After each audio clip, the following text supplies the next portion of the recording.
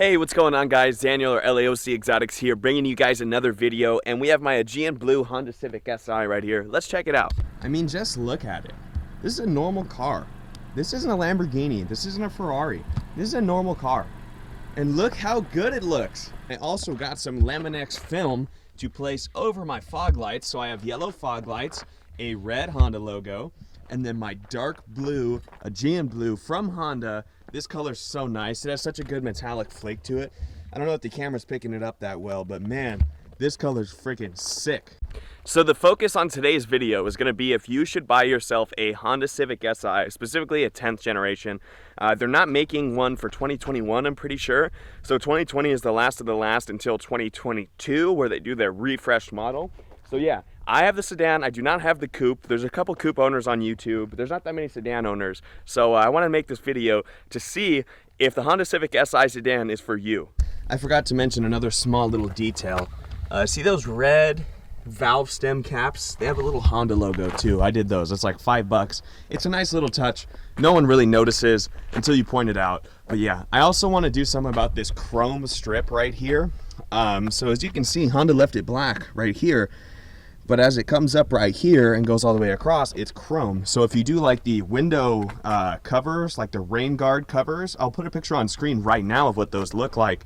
But that's what you can do to solve that problem. And I'm not sure if I'm going to do it because sometimes it looks tacky. I haven't found ones that look super good yet. If anybody knows, in the comments below, let me know. So first things first, should you buy this car or not? A lot of people are in market for like an entry-level sports car. There's a few options in this price range. There's going to be obviously the Honda Civic Si. There's also the Volkswagen GTI. There's the Hyundai Veloster N, which is a little more pricey than this, but that car's freaking crazy. There's also the Ford Fiesta ST, the Ford Focus ST, things like that. There's also the Subaru BRZ, the Subaru WRX. There's so many cars in this price range, but my honest opinion is that that is the best one right there. Let's go check it out. For less than $30,000, this car is a complete package. You get cool looking fog lights, a aggressive looking front end with some gorgeous headlights. These LEDs look so good when they're on, and it also has the daytime running lights. So if you just turn the car on, that white little strip turns on. It looks freaking sick. Then to the back of the car, we have right here a beautiful center exit exhaust right here. I might get a new exhaust eventually, but I don't have any plans to do that right now. This thing looks freaking nuts, just stock. It's got a gorgeous wing. It's not too big, it's not too small, it's just subtle. And you can see it's a little functional. Obviously it's not, no airflow going through right here. Right there, if you're taking turns, maybe it's functional. But this car handles like a dream, so I'm just gonna say that it is functional. So should you buy this car for yourself? Let's figure that out. I bought the sedan because I didn't want to be limited to having a coupe. I didn't want to be limited to how many passengers I could have. And I like to do stuff. I like to go fishing. I like to go snowboarding. So I wanted the extra space. Let me show you how freaking roomy this car is. I'm 6'2". I'm gonna hop in the back seat. The seat's all the way back because of how far I drive back. I'm in the back seat right now. Look at my legs.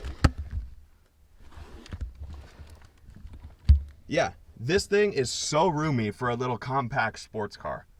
On the passenger seat, there's even a little storage compartment. There's nothing in there, but yeah. There is a huge trunk on this thing too. I'll open it up. I got a bunch of parts and tools and random crap in here from work and whatnot. It is a huge trunk. Both of the seats go down. This car has so much space, so much storage, so many room for activities. Look at all this floor space. So much aerobics in here. So many activities. Now making our way inside, I have a little phone holder that clips into the AC right there. This car is equipped with Apple CarPlay. This is what happens when you turn on the car, by the way. Look at this cool little Fast and Furious type stuff right there. And then making our way through the actual displays of the car, you can change everything. Oh, there's Travis Scott. Sorry, Travis. So you can change your display to be your music, your phone, your messages, your notifications, stuff like that. I usually like to have it on either the tachometer. When you're driving, all those lights light up. The closer you get to red, is how you know when you need to shift. So another thing I really love about this car is there's no real options like there are on other cars. All the SIs come in like one package. So it's got Apple CarPlay, it's got AC, it's not just the stupid fan, it's got the actual like adaptive AC where you can click auto and it's not gonna blow cold air in your face. It's gonna make sure that whatever temperature, like 70 degrees right there, it's gonna make sure it's 70 throughout the car and it's not gonna make you too cold. It's freaking awesome. Then we look at the shifter right here. This is actual metal and it's like magnetic. It just pops right into places as we go through the gears. Yeah, crazy. And then reverse all the way over here. And then you got a beautiful backup camera that kind of looks like a Nintendo 3DS, but a little bit better. The inside, look at the seats. You cannot get a car with seats like these for this price range. This thing looks like straight out of a sports car, BMW, Lamborghini, something like that. This thing's crazy. So now let's talk about something called gas mileage. That is a big factor that people take into account when they pick up their car. This car is like 35 miles per gallon on the highway and like 25 city. I floor it everywhere I go. I'm guilty. I drive this thing like a freaking race car. I get about 27 miles per gallon every tank. And you don't know how much it costs me in Southern California to fill up? $35. And that gives me almost 400 miles of range. $35, 27 miles per gallon if you floor it everywhere. That sounds pretty good to me. Now, if you're wondering where the heck I am, because it looks like I'm in the middle of a wasteland right now, I'm actually in Yucaipa, California. The El Dorado fire actually burned this whole area. So if you can see here, usually this is all green and full of trees and everything. But man, the El Dorado fire just ripped through here, kind of burned everything. And I'm pretty sure this fire got started by a gender reveal or something stupid like that. So yeah, we're here. I don't think any of these houses actually got burned. There's a bunch of houses all around here and they all look pretty good. So just to recap, this car is freaking awesome. It's got around 205 horsepower. It doesn't really weigh a lot, so that's a lot of horsepower for this thing. It only weighs, I think, 2,600 pounds. It's also got 27 miles per gallon if you floor it everywhere. I will stand by my own word on that. If you go floor it everywhere, you might get 26.9, 26.8. I get 27. I don't know what it is. Maybe it's a Southern California air or something. But yeah, this thing's zippy, it's quick, it's got great gas mileage, it's got great space. You can store 4 people, a full trunk, you can put fishing poles, you can put snowboards, you can put anything back there you want and still be comfortable. It's kind of crazy. A little compact sports car like this has so much space and it feels so small on the road. Now some of you might be thinking, 205 horsepower, that's it? Now, I've driven cars like Lamborghini Huracans, Lamborghini Aventador, a Porsche Carrera GT, some crazy stuff, over 600 horsepower. I've driven some pretty fast cars. That being said, this car is not as slow as you would think being 205 horsepower. I've kept up with Koenigsegg's, Bugattis, Lamborghinis. Obviously they weren't flat out, but on the freeway where they're hauling ass, bobbing and weaving through traffic, this thing did just fine keeping up to them.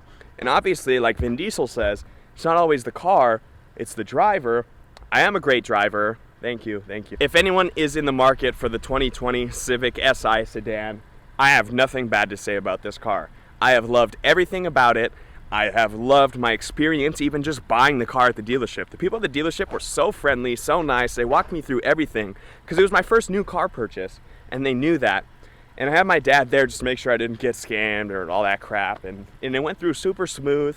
I bought the car myself. I'm 20 years old and I couldn't be happier with my purchase. So after watching this, my goal for this video is to try and persuade you to buy a Honda Civic Si if you're on the fence about it. Hopefully I pushed you over the side to where you want to buy it, and if you don't, that's completely fine. All I gotta say, I've never had this much fun in a car like that until I bought it. Alright guys, that's gonna be the end of the video. Hopefully I taught you a couple things about this car. Hopefully I made it seem like a good buy, because it is. It's a great car and I love it.